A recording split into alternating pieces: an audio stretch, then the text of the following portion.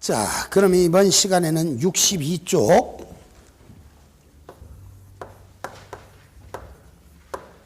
회계장부하고 나와 있는 부분이고요.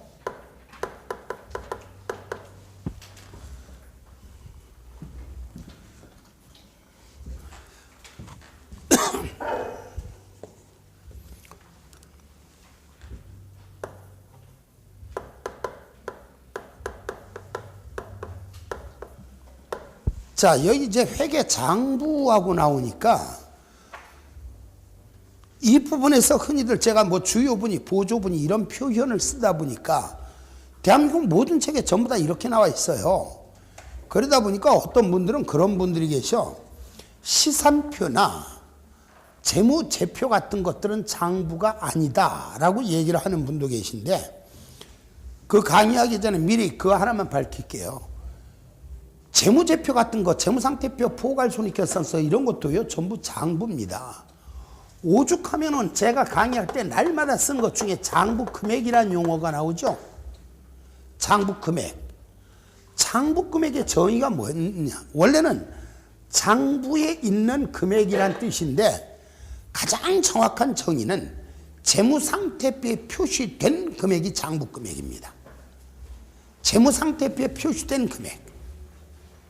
결과적으로 재무제표도 장부라는 얘기죠. 일부 강의하시는 분들이 오해를 하는 내용들이 있어서 지나듯이 한 가지 표현을 한 거고, 다만 이 시간에 여기서 설명드리려고 하는 건, 책에는 그런 표현을 쓰지 않았지만 보고기간 중에 작성하는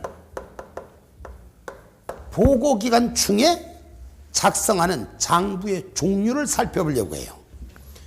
역시 최근 들어서 이 부분도 한 문제씩 말문제에서 꼭 집어 넣는 걸로 보면 반드시 알고 넘어가야 할 부분인데, 우리가 흔히들 보고기간 중에 작성하는 장부는 크게 두 가지. 장부를 작성하는 문제가 시험에 나오는 건 아니에요. 장부를 작성하는 문제가 시험에 나오는 건 아니지만 장부를 분류하는 문제가 시험에 나옵니다.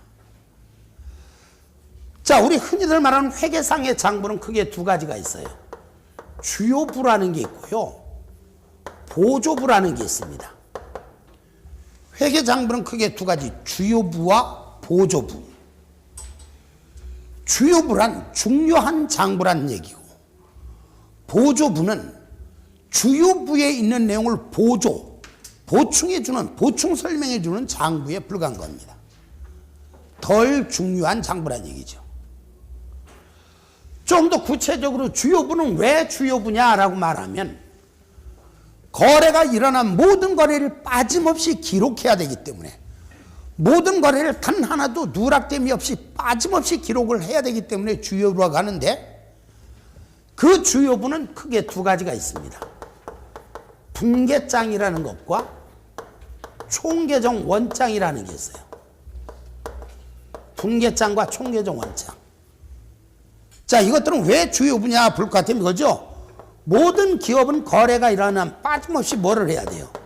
분계를 해야죠. 분계를 했으면 빠짐없이 이걸 뭐를 해야 돼? 전기를 해야죠. 자, 분계를 한다는 얘기는 분계장을 작성한다는 얘기고, 전기를 한다는 얘기는 총계정 원장을 작성한다는 얘기다. 그래서 분계장과 총계정 원장은 가장 중요한 장부가 되는 거예요. 자, 보조부는 다시 크게 두 가지로 구분이 됩니다. 보조 기입장이라는 것과 보조 원장이라는 게 있어요. 분계장의 내용을 보조해주는 장부가 보조 기입장이고, 총계정 원장에 기록해준 내용을 보충해주는 장부가 보조 원장인데, 뭘 보조를 해주느냐 이건 중요하진 않아요. 여기에는 어떤 것들이 있는가만 아시면 되지. 자, 외우기 쉬운 것부터 보면 보조 원장 첫째, 가장 대표적인 거 상품 재고장이라는 게 있어요. 대부분의 책들은 상품 재고장을 설명을 쫙 해놨는데, 상품 재고장 역시 제 책에는 설명을 안 했어요. 왜? 작성하는 문제가 나오는 게 아니라 금액을 계산하는 문제가 나오는데, 남들처럼 일일이 작성을 해서 문제를 풀려다 보면 시간이 엄청 오래 걸립니다.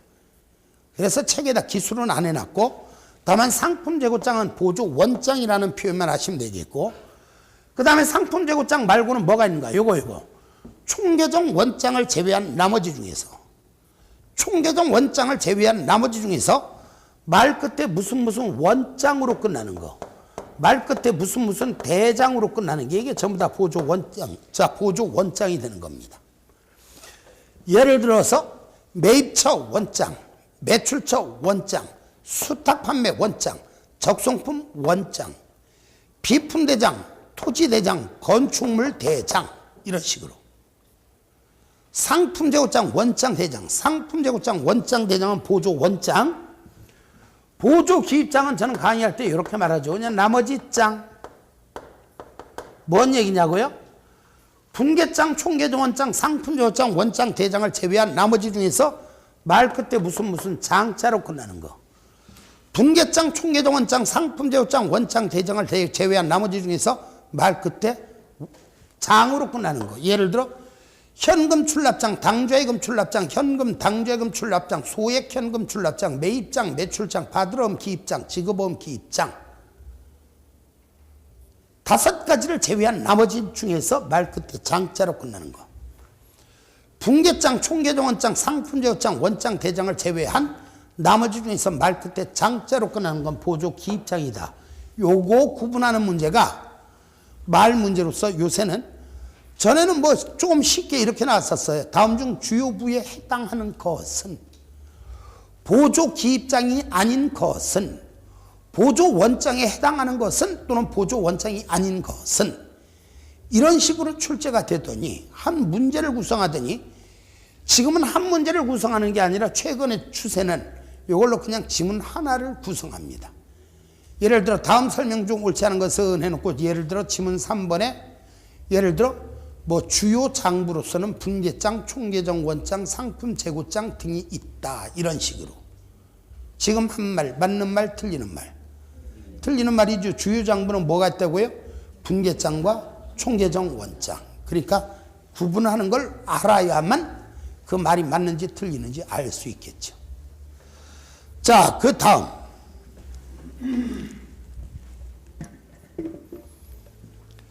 63쪽에 보면은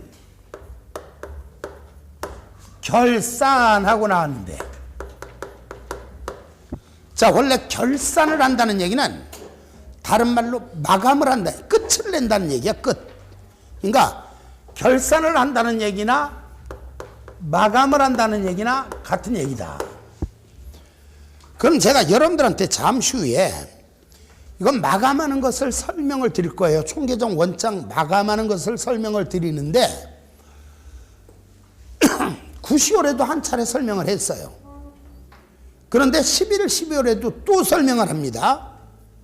그 이유는 회계에서는 어쨌든 이 과정을 제대로 이해를 했을 땐 앞으로 수업을 듣는 게 굉장히 부담감이 적어질 것이고, 회계 원리를 이해를 하려면 가장 먼저 이 마감하는 게 숙달이 돼야 돼요. 근데 9시월에도 강의를 하면서 이런 얘기를 했을 거예요. 아마 막상 마감하는 것 설명을 들을 때는 아무것도 아닌 것 같지만, 집에서 개별적으로 마감하는 거 연습을 해보시면 그 신기하리만큼 2월 시산표가 일치하지 않습니다. 안 나옵니다. 그나마 연습을 해보신 분이 계시는가 하면은, 대부분의 분들은 눈으로만 이해를 했지 연습을 안 해보셨을 거예요. 그래서 안 되겠다, 한 차례 또 이달에도 설명을 합니다. 이런 것들은 지금 이 장에서 설명하는 이 내용들은 1월 이후로는 거의 설명을 안 해요. 일부를 제외하고는. 그때는 1월 이후에 새로 들어오신 분들한테는 지난 강의를 꼭 들으세요 라고만 말씀을 드립니다. 자, 그래서 어차피 기회는 오늘밖에 없다. 자, 제가 지금 말을 했듯이 이 마감을 하는 단계가 상당히 복잡해요. 그래서 자, 어쨌든 그 말을 떠나서 지금 제가 여러분들한테 설명드리고 있는 과정이 원래는 뭐냐면은 회계에 순환 과정에서 출발한 거예요. 회계의 순환 과정.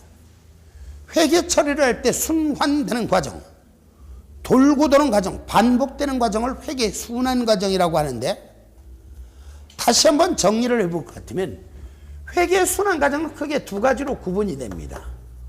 우리 흔히들 말하는 보고 기간 중에 순환 과정이 있고요, 보고 기간 말의 순환 과정이 있습니다. 이때 보고 기간 말은 뭘 말하는가? 결산을 하는 날이에요. 그래서 우리는 보고 기간 말의 순환 과정을 다른 말로 뭐라고 하는가? 결산 절차라고 이해를 합니다. 보고 기간 말의 순환 과정을 다른 말로 결산 절차라 한다.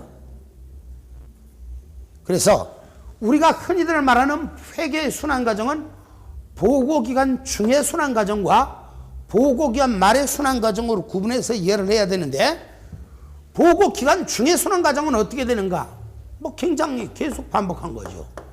모든 기업은 거래가 일어나면 가장 먼저 분계를 하라. 분계를 했으면 이것을 총계정 원장에 전기를 해라. 다음, 총계정 원장에 전기를 하는 과정에서 오류가 있을 수도 있다. 그렇다면 오류가 있었는가 없었는가? 오류를 검증하기 위해서 한 가지 표를 작성을 하는데, 우리는 그 표를 갖다 뭐라고 하는가? 시산표라고 말을 해. 시산표. 그래서 다시 한번 보면, 보고기간 중에 순환과정은 거래가 일어난 분계를 하고, 분계를 했으면 전기를 하고, 전기를 했으면 시산표를 작성한다. 그런데요, 자, 이 시산표를 작성하는 거는 잠시 후에 여기 보고기간 말의 순환과정을 설명드릴 때도 가장 먼저 시산표라는 표현을 또 쓸 거예요. 아, 그러면 시산표라는 건 도대체 언제 작성하는 겁니까? 라고 물으면, 보고기간 중에 작성할 수도 있고 보고기간 말, 즉 결산일에도 작성할 수 있다. 이 말은 어디에서 살펴봤는가? 뒤에 시산표 이미 설명드렸죠. 시산표 이미 설명드렸죠. 자, 64쪽 시산표 그거 다 읽어보고 넘어왔죠. 시산표의 종류 세 가지: 합계 시산표, 잔액 시산표, 합계 잔액 시산표. 자, 모든 시산표는 오류를 검증하기 위해서 작성한다. 어떻게 오류를 검증하는가? 대차 평균의 원리에 의해서 오류를 검증한다. 대차 평균의 원리에 의해서 오류를 검증하기 때문에 시산표는 모든 오류를 다 검증할 수 있는 것은 아니다. 시산표는 대차 평균의 원리에 의해서 오류를 검증하기 때문에 금액의 오류만 검증할 수 있을 뿐, 계정 과목의 오류는 검증할 수 없고, 또 금액의 오류가 생겼다 하더라도 양쪽에 같은 금액의 오류가 생겼다면 검증이 되지만, 양쪽에 다른 금액의 오류가 생겼다면 검증을 할 수 있지만, 양쪽에 같은 금액의 오류가 생겼을 때는 오류를 검증할 수 없다. 자, 그리고 시산표는 작성 방법에 따라 크게 세 가지: 합계 시산표, 잔액 시산표, 합계 잔액 시산표.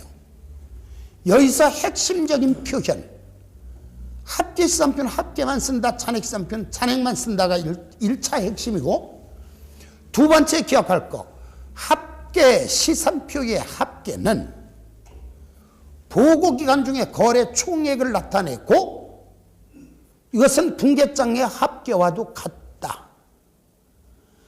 그리고 잔액 시산표에서 알아야 될 내용은 잔액 시산표 등식. 자산 플러스 비용은 부채 플러스 자본 플러스 수익, 또는 기말 자산 플러스 비용은 기말 부채 플러스 기초 자본 플러스 수익. 그렇죠? 그러면 시산표는 도대체 언제 작성하는가? 아무 때나 작성할 수 있다. 그 내용이 어디 나왔는가? 64쪽 방가로 3번 한번 읽어볼게요. 잊은 것 같아서 시산표는 총계정 원장으로의 전기에 대한 검증 수단이므로 어디 있는지 찾으셨나요? 결산일에만 작성하는 것이 아니라 필요에 따라서는 매일 또는 매주 또는 매월 작성할 수도 있다. 이렇게 말했죠. 그래서 시산표는 꼭, 자, 요거는 뭐 여기서는 안 외워도 상관은 없습니다만 아무 때나 작성할 수도 있다는 걸 표현하기 위해서 썼다가 지우는 겁니다. 지울게요.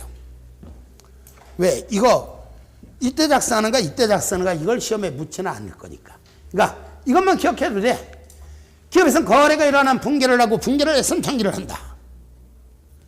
그리고 필요에 따라서 여기다가 보조 기입장이라든가 보조 원장 같은 보조부를 작성을 하는데 이건 골라서 필요한 것만 골라서 작성을 하기 때문에 회계 순환 과정에서는 이거는 배우지 않는다.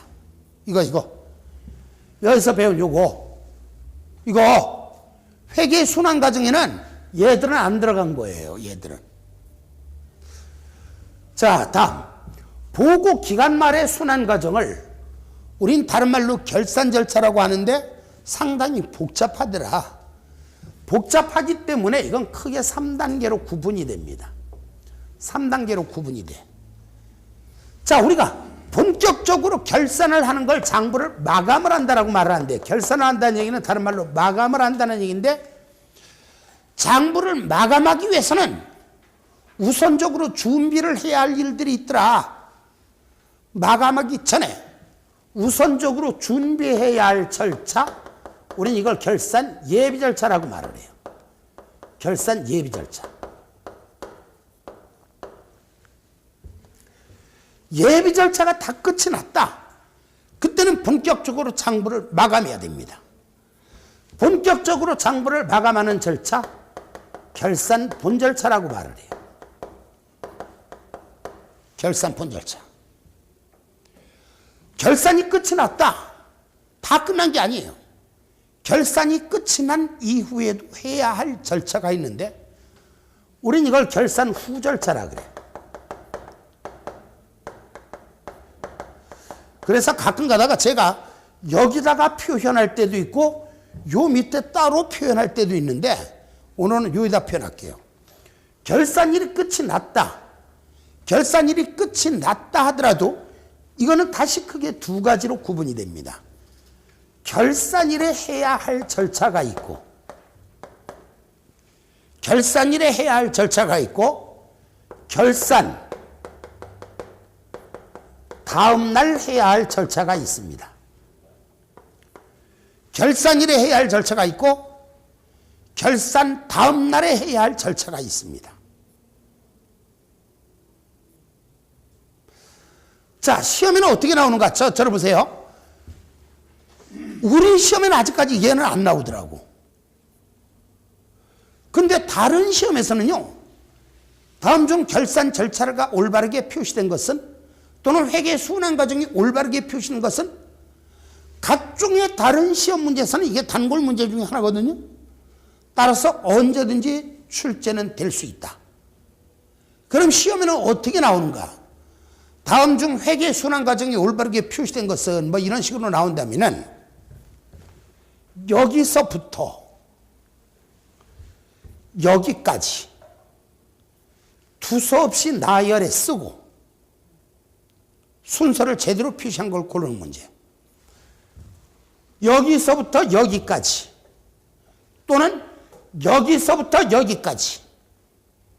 시험에는 아예 여기서부터 여기까지 나올 때도 있고 여기서부터 여기까지 나올 때도 있고 두서없이 나열해 쓴 상태에서 순서를 고르는 문제 출제될 수 있다.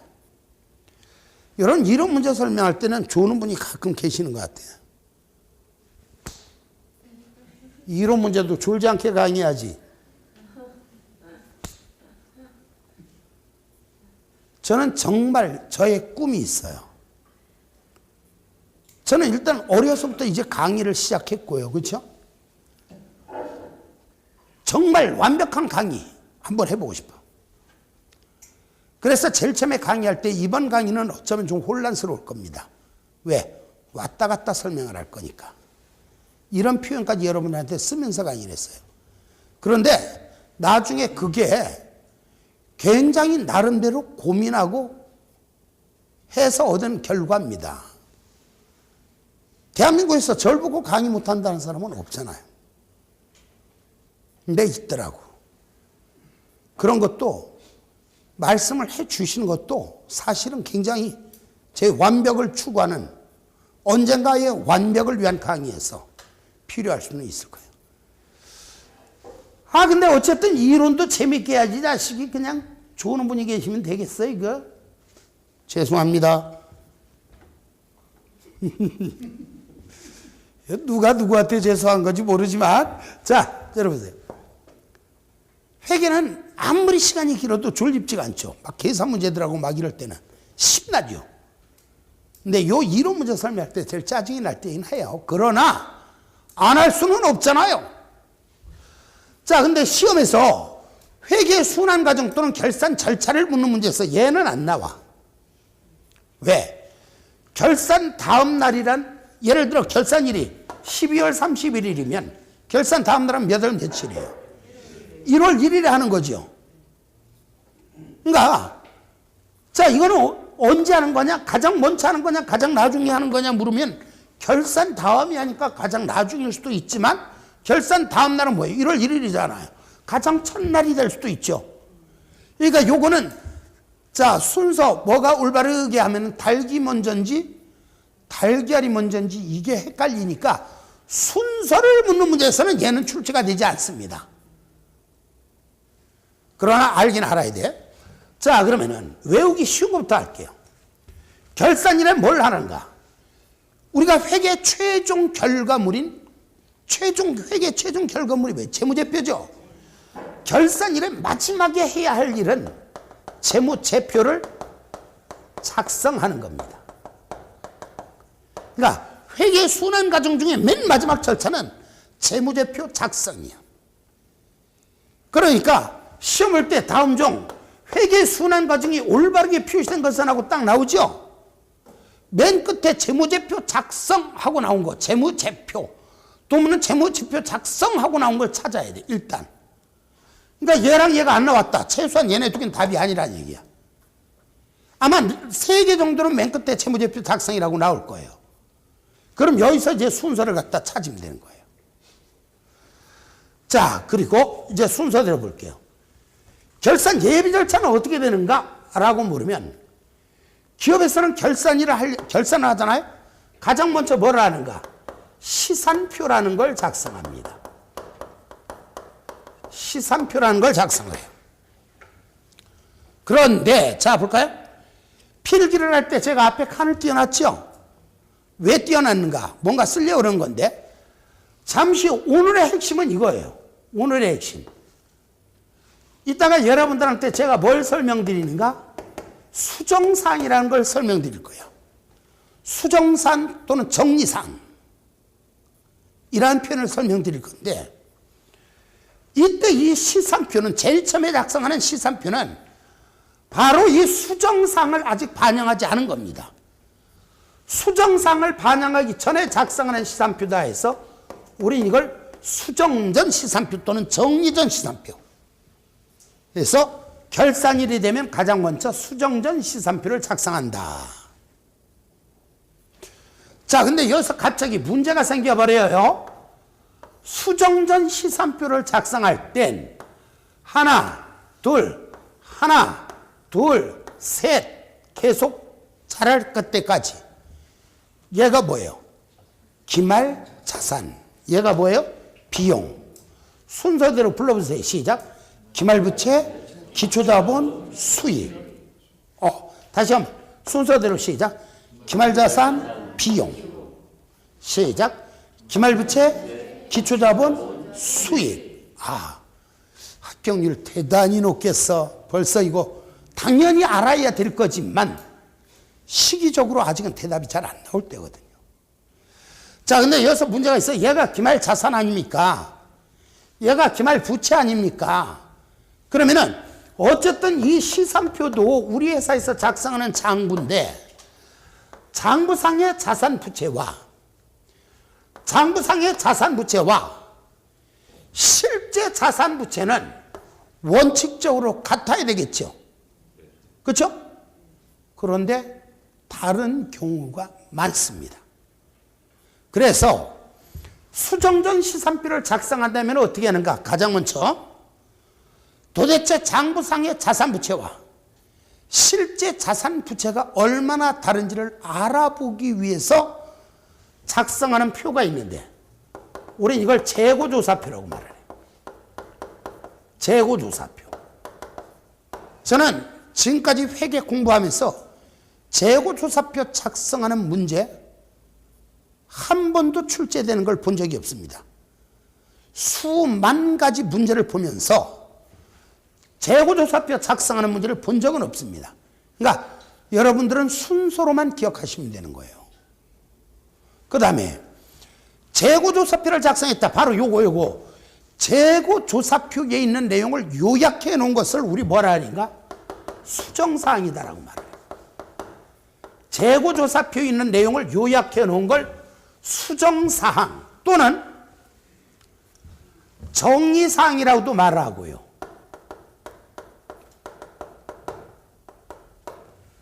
또는 바로 이 수정사항을 분계화시킨 것을 수정분계 또는 정리분계라고도 말을 하고 가끔 가다가 뭐라고 나오는가? 결산, 정리, 기입을 한다라는 표현으로 출제가 되기도 합니다. 수정상, 정리상, 수정분계, 정리분계, 결산, 정리기입.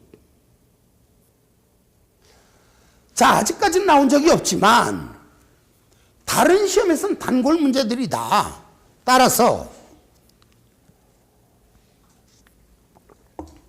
우리 시험에도 언제든지 출제가 될 수는 있는데 어떻게 출제되는가? 아까 얘기했잖아요. 여기서부터 여기까지 또는 여기서부터 여기까지 두 수없이 나열에 쓴 상태에서 순환 과정이 올바르게 표시된 것은 하고 나와. 그렇다면 요거 순서도 외워야 됩니까? 라고 묻는다면 순서를 묻는 문제에서는 하나, 둘, 셋, 넷, 다섯 가지가 다 나오는 게 아니라 요 중에 한 가지 표현만 나오니까 고민할 필요는 없다. 다음 수정전 시산표를 작성하고 재고조사표를 작성하고 수정사항을 수정을 해주면 이제 여기 있던 자산부채 자본 수익 비용의 금액이 여기 있던 자산부채 자본 수익 비용의 금액이 바뀌어버립니다. 바뀐 자산부채 자본 수익 비용을 다시 한번 집계를 해야 되는데 바로 그것을 집계하기 위해서 작성하는 표가 있는데 우리는 그걸 수정 후 시산표다라고 말해요. 수정 후 시산표다. 여기에서 정산표라는 게 있어요.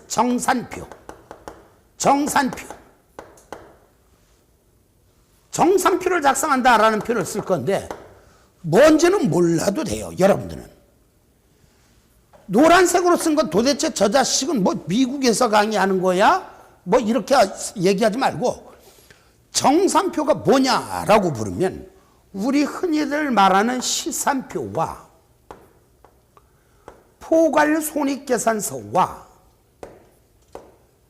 재무상태표를 한 곳에다 집계시킨 것, 한 곳에다 다 묶어놓은 것, 우린 이걸 정산표다 이렇게 말을 합니다. 영어 못 알아들어도 상관없어요. 이거 알라고 강의하는 게 아니라 강의를 하는 사람이 말을 안 하고 생략을 하고 넘어가기 뭐해서 설명하는 것뿐이야.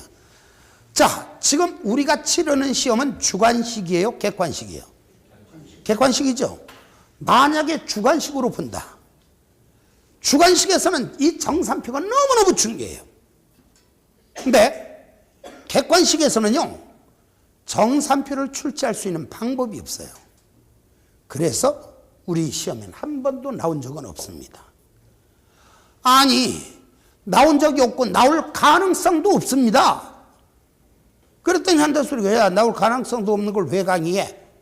바로 이 순서 때문에. 그냥 여러분들은 이렇게만 기억하시면 돼요. 회계에서는 정산표라는 게 있다더라. 이 정산표는 예비 절차 중에 마지막 절차라더라. 이 정도만 기억하시면 됩니다. 회계에선 정산표라는 게 있다더라. 정산표는 예비 절차 중에 마지막 절차라더라.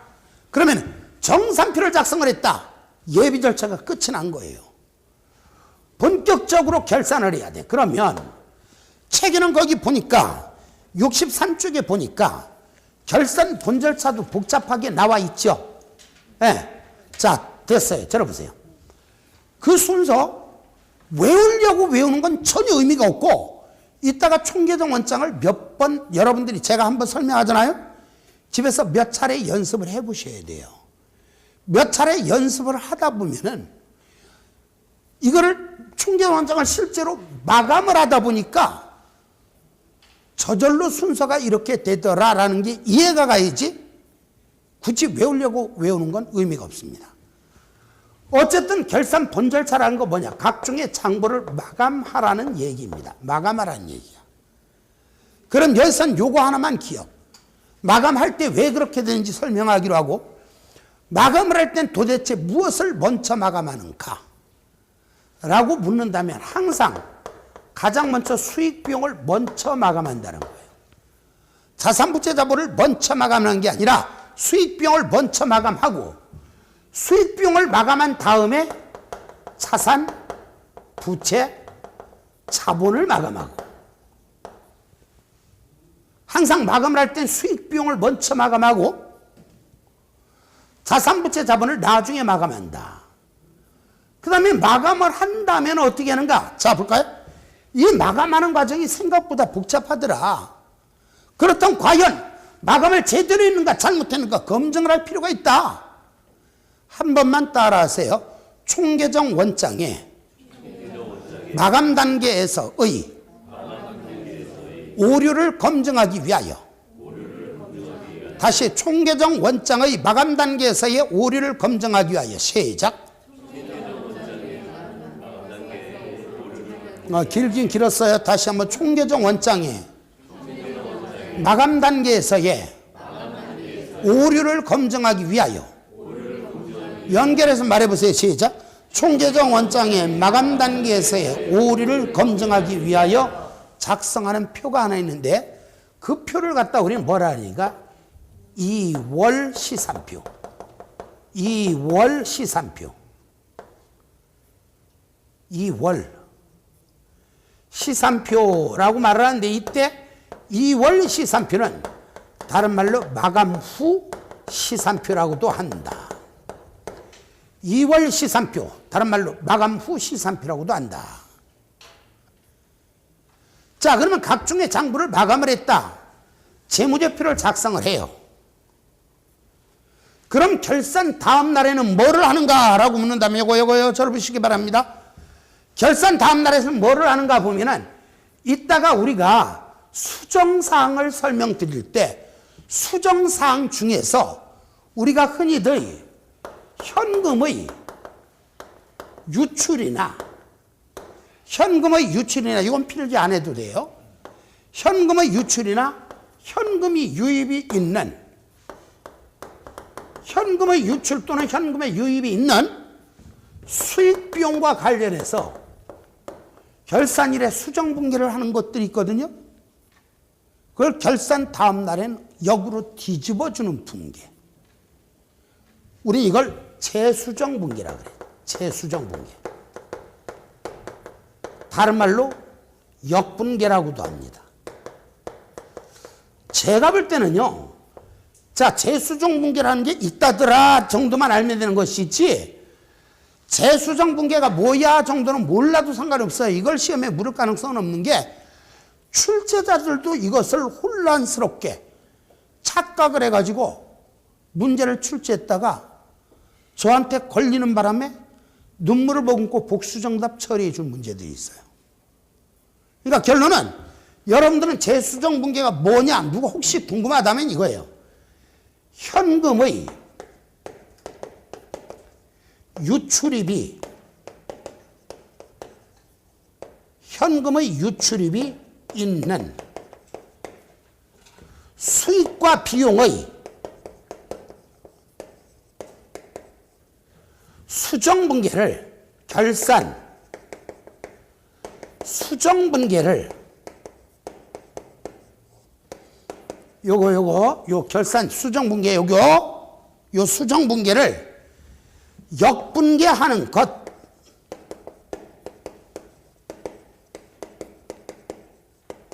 예를 들어서 이거예요. 이따가 요 수정분계를 할 때 예를 들어 결산일에 이런 분계가 있다고 쳐. 차변에 선급 보험료, 대변에 보험료 이런 분계가 있었다고 쳐요. 이런 분계가 있었다고 가정을 하면 결산 다음 날이 되잖아요. 바로 이 분계를 역으로 뒤집어주는 분계, 역분계를 해도 되고 안 해도 됩니다. 그때 만약에 이걸 역분계를 한다면 그 분계를 우리는 다른 말로 재수능분계, 역분계라 그래요. 자, 여기까지가 이제 순환 과정이에요. 회계 처음부터 끝까지 다 설명드린 거죠. 그러면 여기서 추가 기억할 거, 요 얘기는 지금 나중에 볼 거니까 됐고요. 그럼 여기 있는 이 모든 절차는 반드시 거쳐야 하는 필수적 절차냐라고 물으면 기업의 선택에 따라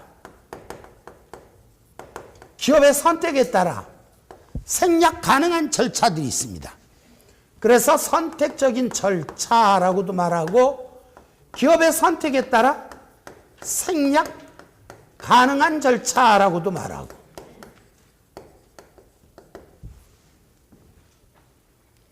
그 다음에 자 들어볼까요? 요 생략 가능하다, 기업의 선택에 따라 생략 가능하다, 이 얘기는 무슨 얘기냐? 반드시 강제적으로 작성을 해야 되는 게 아니라 기업의 임의로다가 작성을 해도 되고 안 해도 되는 거예요.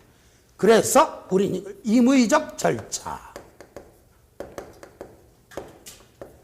선택적인 절차, 생략 가능한 절차, 임의적 절차. 여기 나와 있는 이 모든 순환 과정은 다 거쳐야 되는 게 아니라 기업의 선택에 따라 생략 가능한 임의적 절차가 있는데, 그러한 것들은 어떤 것들인가? 각종의 시산표, 이거 수정 전 시산표, 수정 후 시산표, 2월 시산표와 같은 모든 시산표는 생략 가능하다. 정산표, 워킹시트, WS, WC가 아니에요. WC가 뭐예요? WC가 화장실이래. 왜 화장실이야 그랬더니 한다었어요. 다 벗고 쉬하니까 화장실이래. 화장실이 아니라 또 워킹시트, WS. 몰라도 돼, 약자. 정산표, 생략 가능하고요. 제가 조금 전에 뭐라 그랬는가, 요 말에 있잖아. 결산 수정 분계를 결산 다음날 역분계를 해도 되고 안 해도 돼요, 이렇게 말을 했죠. 바로 이 재수정 분계, 다른 말로 역분계라고 해요. 시간이 경과되는데도 강의의 일관성을 유지하기 위해서 휴식 시간을 지금 끝내드릴 수가 없어요. 이 단원 먼저 확인, 책으로 확인하면 지금 이게 어디에서부터 출발한 건가? 48쪽을 보세요. 48쪽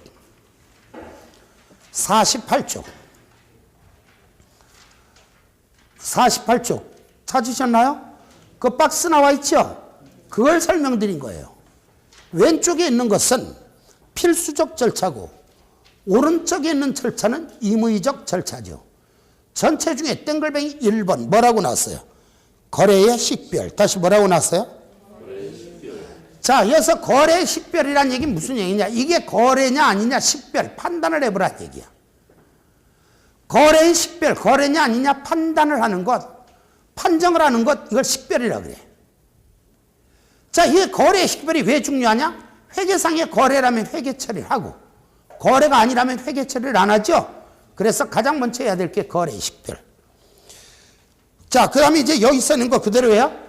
거래가 식별이 되었으면 분계를 하고, 분계를 했으면 전기를 하고, 전기를 했으면 시산표를 작성하고, 그 다음에 요거 수정분계를 하고, 재고조사표 빠진 거죠, 책에는? 박스에는? 근데 원래 해야 돼요? 원래는 얘는 하는 거예요. 하는 건데, 요 박스에는 지금 빼놓은 거예요. 수정분계를 하고, 그 다음에 수정후 시산표와 정산표를 작성하고, 장부를 마감하고, 이걸 한꺼번에 마감하러 표현해냈네.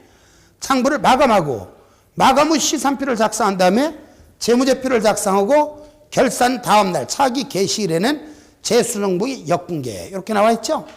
자, 문제는 이렇게 출제된 적이 있습니다. 예제 1번. 다음에 제시된 회계 순환 과정 중 선택적인 절차로만 묶인 것, 선택적인 절차, 생략 가능한 절차, 임의적 절차는 시산표, 정산표, 재수정, 분계, 시산표, 정산표, 재수정, 분계. 시산표라는 말이 들어가 있는 게 몇 번에 나왔어? 어디에 나왔어? 리을번에 나와 있죠. 정산표 없죠. 재수정, 분계, 역분계. 비읍번에 나와 있죠. 그래서 정답은 리을번과 비읍번이고, 그러다 보면은 이제 어디까지 설명이 안 된 게 하나도 없느냐? 66쪽까지는 설명이 마무리가 되었어요.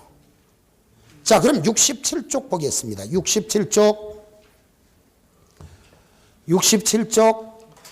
자, 지난번에 요거 시산표의 종류를 설명드릴 때 작성 방법에 따른 시산표의 종류는 합계시산표, 찬액시산표, 합계 찬액시산표가 있다 그랬죠? 이번엔 작성 시점에 따른 시산표의 분류. 도대체 언제 작성할 것이냐에 따라 보면 수정 전 시산표, 수정 후 시산표, 마감 후 시산표로 구분이 되겠죠. 자, 수정 전 시산표는 한번 저를 보고 따라서 같이 결산 정리사항을 반영하기 전에 시작. 총계정 원장을 기초로 작성. 그게 핵심입니다. 수정 전 시산표는 결산 정리사항을 반영하기 전에 총계정 원장을 기초로 작성. 자, 그러면 수정 후 시산표와 수정 전 시산표의 차이는 이제 판단이 되겠죠?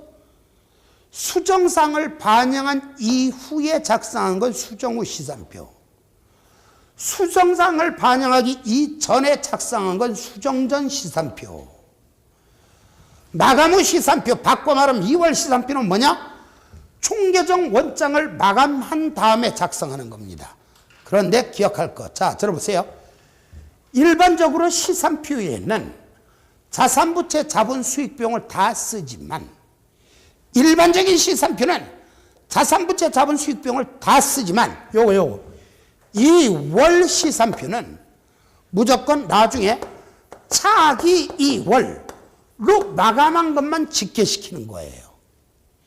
2월을 시키는 건 뭐예요? 자산부채, 자본이죠. 결론은 2월을 시키는 건 이 세 가지라고. 한마디로 2월 시산표는 차기 2월로 마감한 것만 집계한다. 한마디로 자산부채, 자본, 수익, 자산부채, 자본만 쓴다. 다른 시산표는 자산부채, 자본, 수익 비용을 다 쓰지만 2월 시산표는 자산부채, 자본만 쓴다. 그것만 아시면 됐어요. 그 다음에 거기 시산표의 오류 발견 방법 해놓고 시산표 오류 발견 순서 나와 있죠? 들어보세요. 가끔 가다가 이렇게 문제가 출제될 때는 웃어. 다음 중 시산표의 오류를 검증하는 절차에 해당하지 않는 것은 하고 나오잖아요? 외울 필요도 없고 이것만 아시면 되죠. 부모 없이 자식 태어날 수 있나요? 부모 없이는 자식 태어날 수 없는 겁니다. 결과적으로 뭔 얘기냐? 시산표가 오류가 시산표를 딱 작성했더니 대차가 불일치해. 그럼 이걸 갖다 수정 검증을 해서 고쳐줘야 될 거 아니에요? 어디부터 검증하느냐? 뒤에 있는 놈은 검증을 할 수가 없어요. 이게 안 나왔으면 얘가 나올 수도 없고, 얘가 안 나왔으면 얘가 나올 수도 없고, 얘가 안 나왔으면 이걸 작성할 수도 없는 거죠. 결과적으로 앞으로 넘어가서 검증을 한다. 첫째, 수정전 시산표 다시 합계 잘못 계산한 거 아닌가 합계 다시 두들겨보고, 제대로 되었다?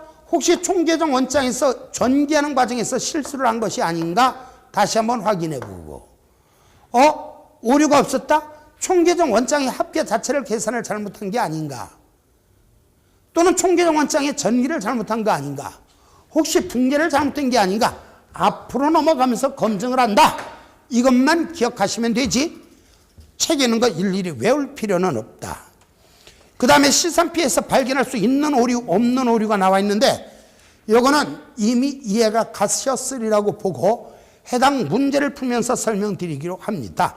따라서 잠시 후에는 68쪽 예제 17번부터 설명을 드리는 걸로 하는데, 17번, 18번이 끝난 이후에 본격적으로 뭐가 들어가는가? 기말 정리사항이 들어가요. 제가 기초과정에서 가장 강조를 하는 단원이 바로 이겁니다. 오늘의 핵심은 여기에 있습니다. 잠깐 쉬겠습니다.